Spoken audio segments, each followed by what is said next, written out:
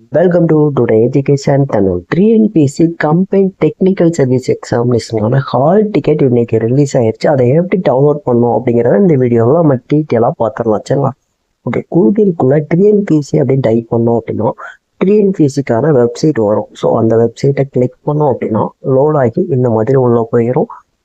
Okay, நான் டேரெக்டாக login பண்ணனால லாக்இன் பேஜ் ஓப்பன் ஆகிருச்சு. நீங்கள் ஃபஸ்ட் டைம் உள்ள கிளிக் பண்ணும்போது யூசர் நேமும் பாஸ்வேர்டும் கேட்கும். அதை கிளிக் பண்ணிங்க அப்படின்னா இந்த மாதிரி உங்களுக்கு டிஸ்பிளே ஆகும். சரிங்களா? அதாவது கரண்ட் அப்ளிகேஷன் அப்படின்ட்டு இருக்கும்.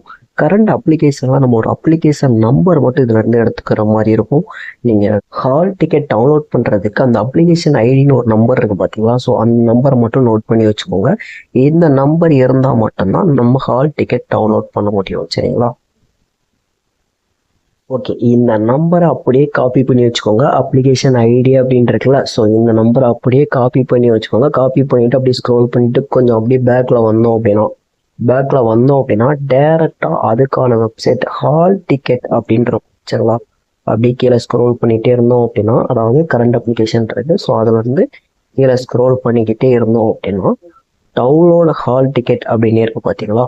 ஸோ அதை கிளிக் பண்ணுங்க. அதை கிளிக் பண்ணீங்க அப்படின்னா ஹால் டிக்கெட்டுக்கான அந்த பேஜ் இப்போ நம்மளுக்கு ஓப்பன் ஆயிடுச்சு. சரிங்களா?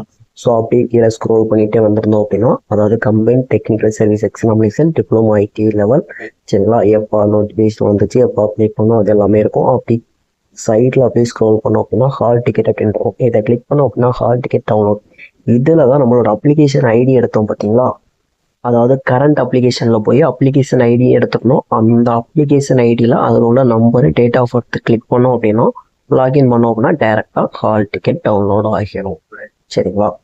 ஓகே, இதுதான் நமக்கான ஹால் டிக்கெட். நீங்கள் அப்படியே உங்களோட நேம், உங்களோட ஃபோட்டோ இது எல்லாமே கரெக்டாக இருக்கா அப்படின்னு ஒரு செக் பண்ணிக்கோங்க. செக் பண்ணிவிட்டு அப்படியே கீழே வந்தோம் அப்படின்னா தேர்வு நாள். சரிங்களா? தேர்வு நாள் வந்து 31/8/2025.